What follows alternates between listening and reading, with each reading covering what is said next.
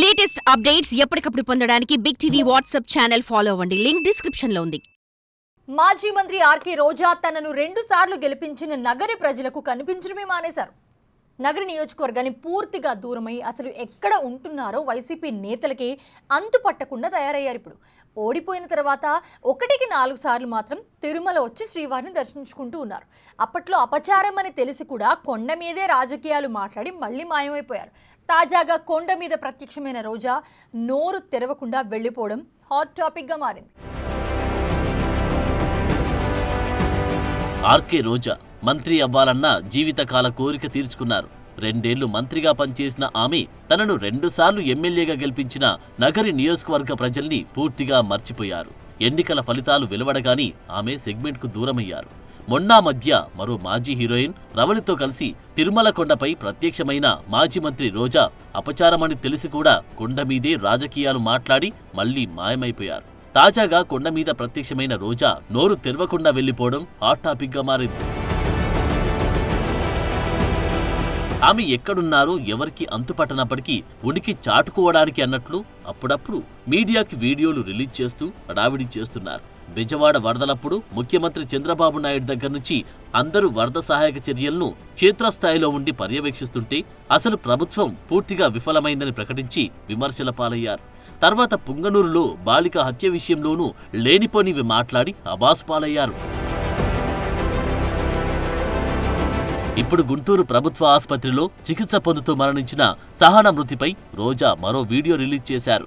సాక్షాత్తు ముఖ్యమంత్రి చంద్రబాబు ఉన్న జిల్లాలో మహిళా హోంమంత్రిగా ఉన్న ఈ రాష్ట్రంలో టీడీపీ రౌడీ షీటర్ కిరాతకంగా దాడి చేసి సహనను హత్య చేయడం దారుణమని, ఇది ముమ్మాటికి ప్రభుత్వ హత్యని, ఈ హత్యకు ముఖ్యమంత్రి చంద్రబాబు, హోంమంత్రి అనిత, డిప్యూటీ సీఎంలే కారణమని హావభావాలు ప్రకటించారు.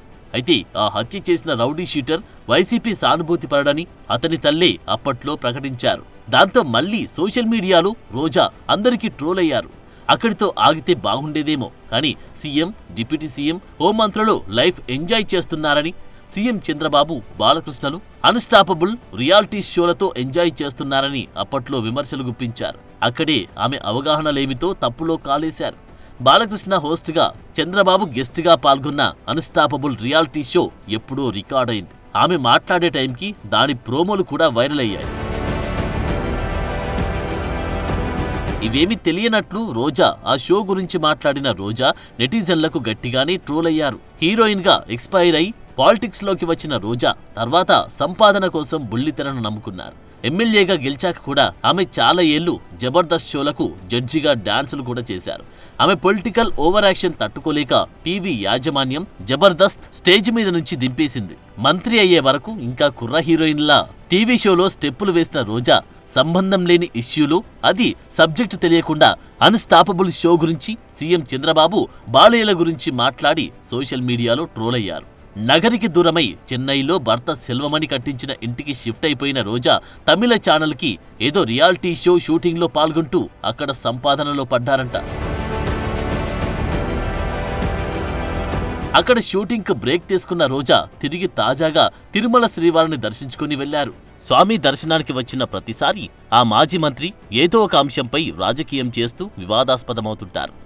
ఈసారి మాత్రం ఏం మాట్లాడకుండా సైలెంట్గా వెళ్లిపోవడం హాట్ టాపిక్ గా మారింది. తిరుమల కొండపై రాజకీయ విమర్శలు, ప్రసంగాలు చేస్తే కేసు పెడతామంటూ టీటీడీ పాలక మండలి హెచ్చరించిన నేపథ్యంలో ఆమె నోటికి తాళం పడిందంటున్నారు.